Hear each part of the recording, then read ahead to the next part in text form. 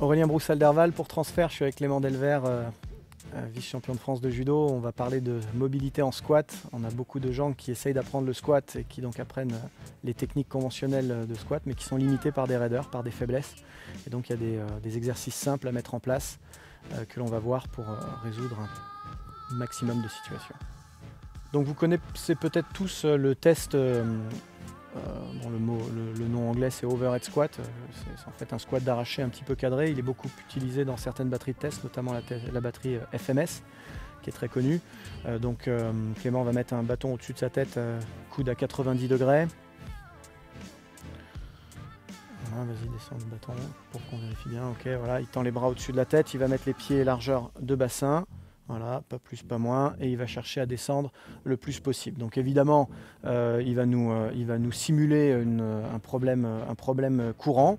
Ça va être voilà, un problème de raideur ici au niveau de la cheville qui va l'empêcher, hein, donc c'est souvent la cheville gauche qui va l'obliger à mettre son genou droit à l'intérieur pour descendre plus bas. Et donc en général sur ces profils-là, lorsque l'on met une cale et qu'on demande de réaliser le même exercice, et bien là ça descend de manière beaucoup plus fluide et confortable. Vas-y.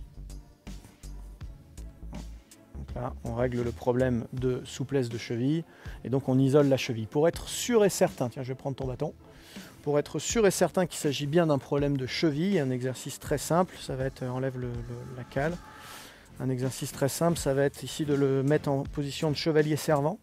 Vas-y, mets-toi en position de chevalier servant. Voilà, et on va prendre ici plus ou moins un point avant le bâton. On va verticaliser au maximum le bâton et il va chercher ici à venir toucher avec le genou. Bon, là, évidemment, il le fait. Si le sportif a un problème réel de raideur au niveau des mollets, ici, ça va s'arrêter. Donc on peut évidemment monitorer le truc et mesurer pour être bien conscient des progrès. Mais voilà, ça nous permet d'isoler un problème de cheville. Pour améliorer cette situation, évidemment, les étirements sont particulièrement recommandés. Mais il est très intéressant de travailler d'abord sur les tissus mous et de pratiquer des automassages pour être sûr que la zone soit la plus relâchée possible et la plus à même à recevoir l'efficacité d'un étirement. Et ensuite, une fois qu'on s'est étiré et qu'on a progressé dans l'amplitude articulaire contrôlée, il va falloir justement améliorer la commande motrice et travailler sur des mouvements beaucoup plus dynamiques, sur une recontextualisation spécifique dynamique. C'est pourquoi nous proposons une solution en 4 étapes. La première étape, c'est l'automassage.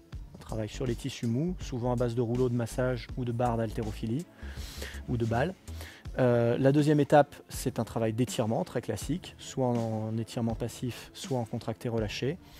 La troisième étape, c'est un travail de remobilisation dynamique.